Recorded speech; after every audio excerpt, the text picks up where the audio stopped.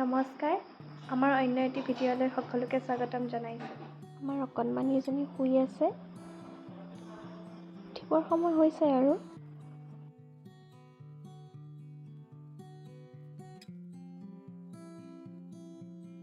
আমাৰ হাৰ্লি 6 মান্থত সোমাইছে, গতিকে আমি তাইক চলিড ষ্টাৰ্ট কৰিছোঁ।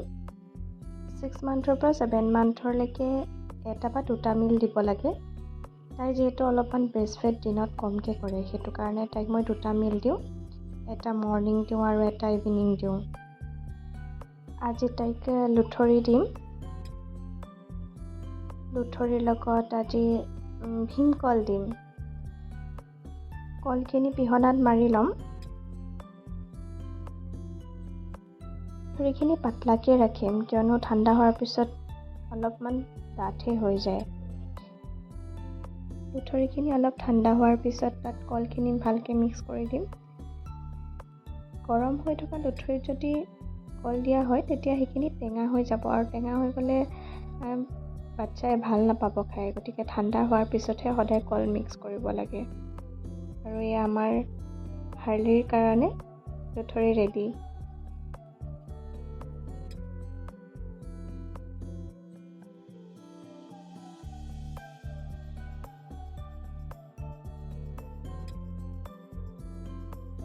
আমাৰ অকণমানিজনী চাওঁতে চাওঁতে ডাঙৰেই হৈ গ'ল।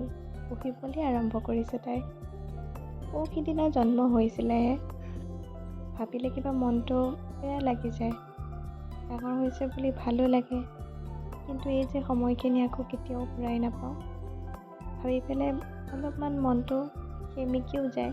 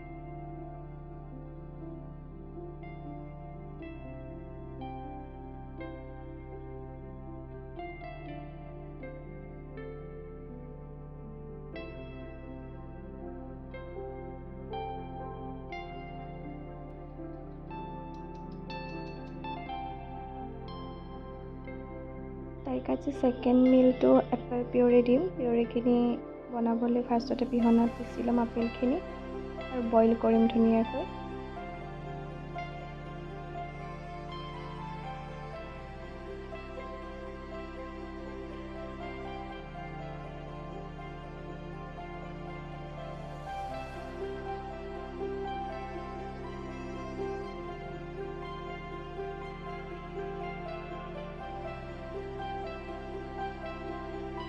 আপেল খাবানে?